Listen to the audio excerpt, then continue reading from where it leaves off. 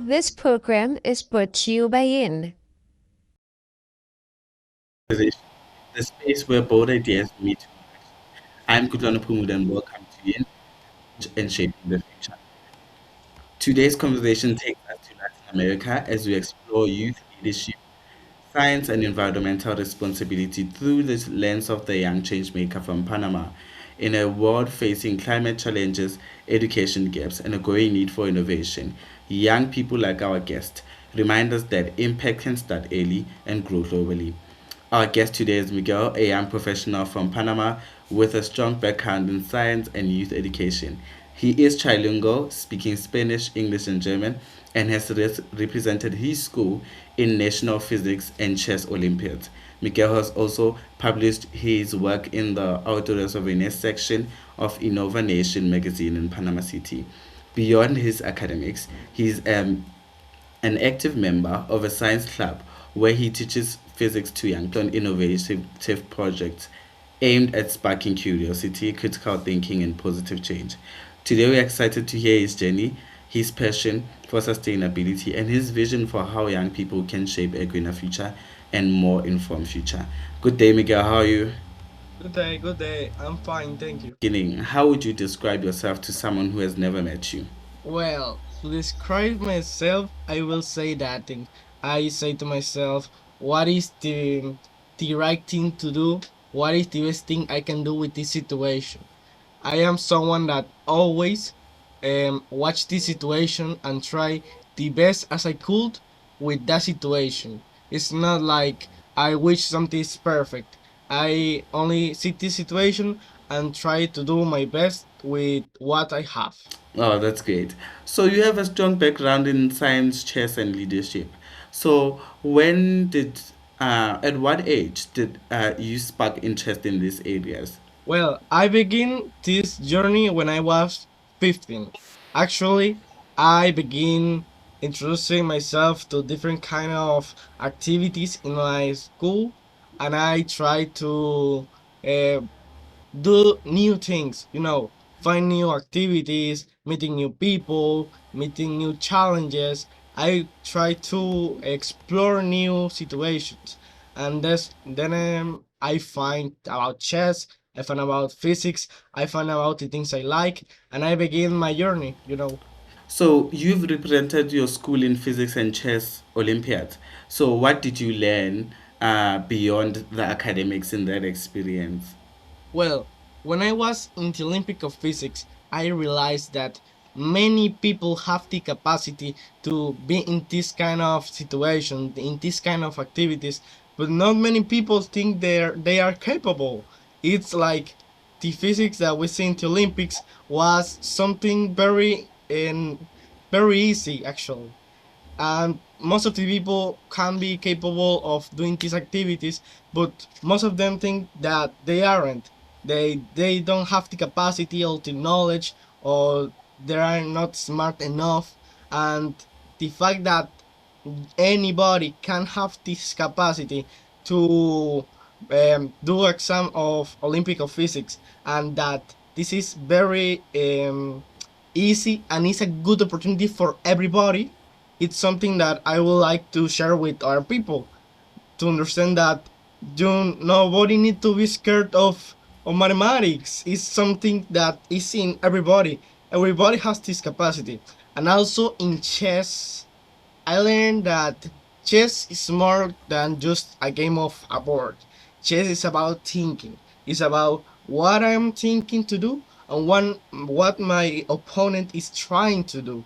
And in the situation that I have in this table, what is the best thing I can do? That's what I learned in chess, because I meet a lot of people that have capacity to solve better problems, skills, because they have played chess, and that's the magic of these things.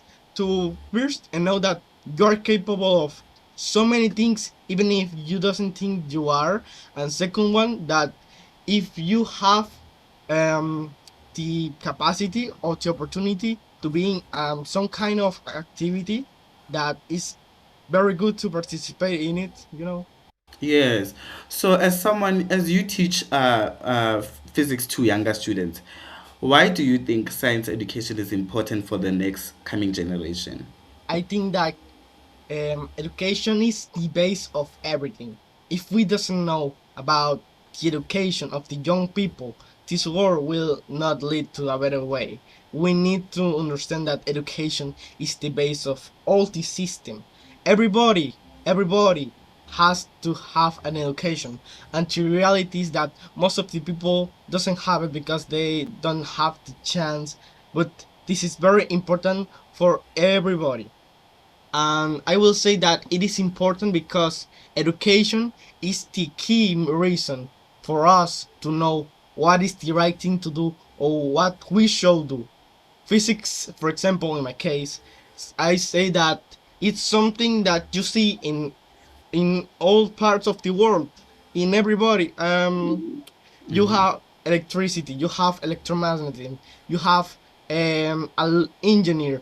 Almost everything in engineering is about physics. So noting even the littlest thing, the base of the physics is very important because most of this work is built by the physics, by the explanation of how a body is restored, the height, a lot of stuff. So I think that education is the base of everything, and that's why it's so important because the base is the one that sustains all the system. That's so very true. Because coming from me, I did study science, especially like physical science. I didn't like it because it was not in the journey of me. For people who are science innovated like you, it's very great for you to actually understand the quality of science. So, what challenges do young people face when trying to access quality science education, especially, let's say, in Panama? Is science a big thing? Is science a small thing? Is science still developing? And is it difficult for you to actually attain studies in science? Well, I say that the biggest challenge for young people in physics or science in general is that people don't believe they are capable of doing a lot of stuff. For example, when I was in Innovation, that I was the place when I published my magazine, this was an invitation I received because not my project no was not the best of the school. I just have the opportunity to be there, but anybody have the chance to be there also. So it was like people don't realize that they're capable of so many things even. But I say that the biggest challenge for people that want to study science is that not all the teachers have the knowledge enough. For example, most of them only go to work because they need to go to work and they want to be paid. That's the reality. Most of them doesn't know what I'm talking about. In all schools we have the exception. For example, some teacher really knows what he's talking about and he knows how to explain to young people about the topic, but in most of the cases the teachers only go because they want a job. That's reality. That's what happens in public schools. In private school, that's another topic, but the basis and the short answer to your question is that people that want to study science are first scared because they think they are not good enough, and second one that the system doesn't have all the explanation necessarily to people to understand the things, and even if you know about the topic it is boring because the teacher doesn't teach the way it should teach. Like I can teach a topic and it will be very funny, but another teacher will explain the same thing and it's boring because it's how you explain the things that make the young people have this curiosity. That curiosity is the base of science. All the curiosity, like Galileo Galilei, Nikola Tesla, all these genius people have this curiosity that have all science. So if you don't have curiosity, science is not the way, maybe.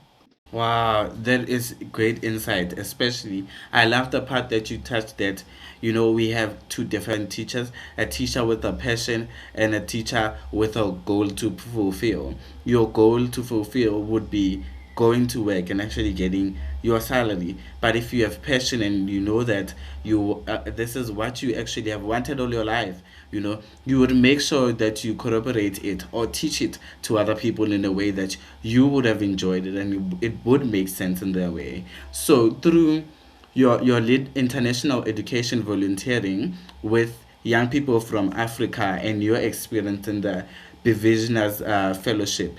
You've worked with uh, uh, across the borders and cultures. What did this experience teach you about how young people from different parts of the world can work together to address this challenge? When I went volunteer with people from Afghanistan in Tixempo, in a program called Voice of Hope. Voice of Hope is a platform that let people from Afghanistan achieve education. So why I have learned when I teach all these people about physics, I understand that most of them are capable of learning things, and it's just about having the tools, having the resources, having the teacher, because having this initiative to teach people from different places is something very important. And it's awesome how people from young people from other countries as make these programs to help others, because this is the base of development in international context. I meet Voice of Hope, the program that I am working as volunteer in physics, in a program called 100, that is an international fellowship for young people. And that community was very good, was people that help each other, give ideas, give feedback, was expert people talking about topics. And in I will say that helping each other is the best thing we can do.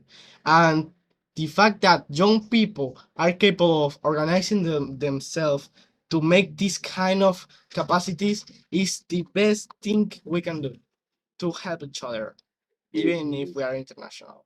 So, coming to your passion of sustainability and global responsibility, why do you believe that environmental sustainability is a critical issue for the youth worldwide? So, about sustainability in environmental, I say that the environment is the best thing we have. It's like um everything that's around me is trees, is grass, is land. And if I don't protect these things, I cannot be outside without getting sick, or I cannot have food because land give me food because of plants. So sustainability is very important, is the key of everything, because if we doesn't know about circular economy, a system that has the capacity to serve himself in this circle of circular economy and ecological environment, will not have this world, this planet full of life, full of plants, full of a lot of things, because we doesn't will have these things. But development in environmental sustainability is the key for the environment.